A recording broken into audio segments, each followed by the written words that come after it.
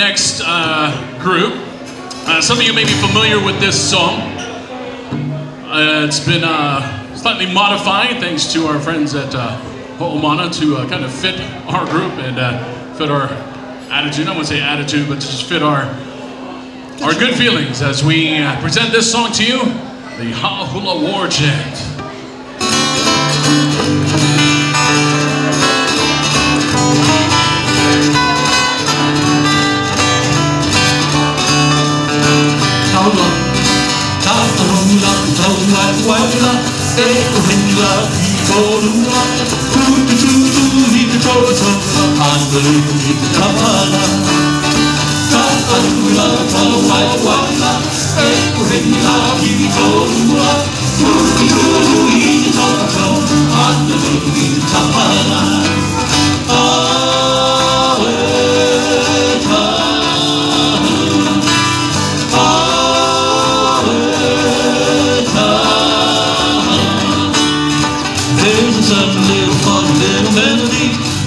Started by two ladies down in Waikiki.